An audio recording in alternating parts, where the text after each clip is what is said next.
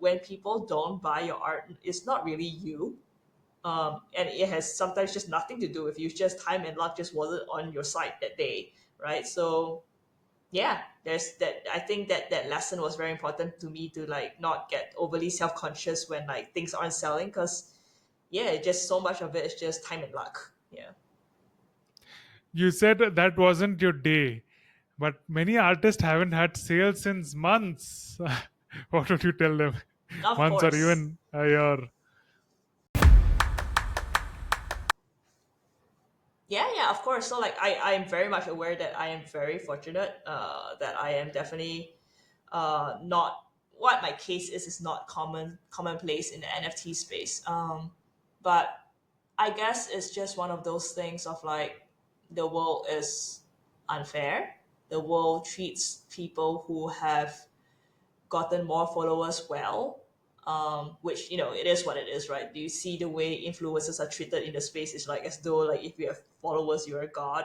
And then you realize the amount of followers they have has really nothing to do with their IQ, because some of them say really stupid things. But anyway, yeah, it is kind of what it is, right? So I think you can look at it and go, fuck, oh, like shit, there's nothing, like it's so hard, right? Or you can be like, okay, I guess I have my work cut out for me, and like, how do I make sure people know I exist in this space that is really hard to be seen? So to me, it's just life is hard.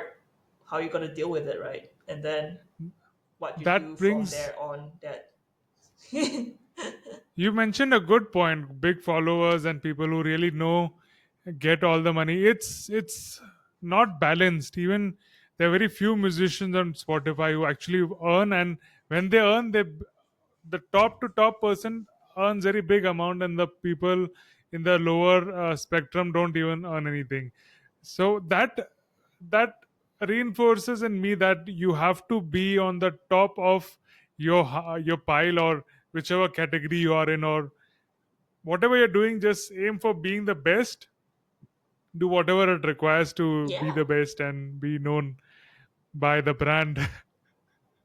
I think like it's not an NFT thing. It's not a Web3 thing. I think even if you look at the art world, in the photography space, in the fashion photography world, it was the top photographers who were making it big, and everybody just kind of survives along with it, right?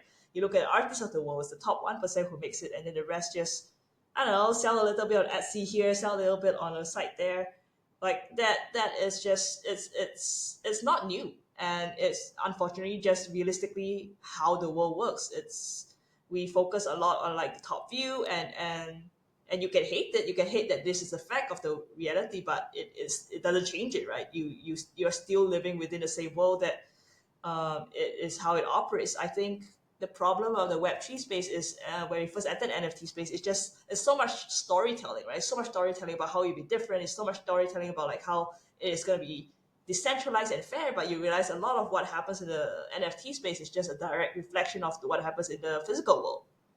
And then you accept that you live in the same world.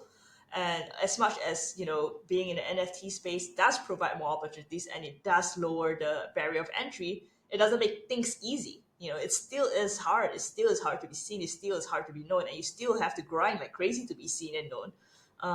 But you at least you have your foot in the game now, as previously where you would have not even be given a chance to play.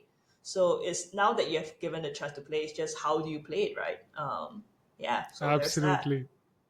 I love the way you put it. Even a chance to play.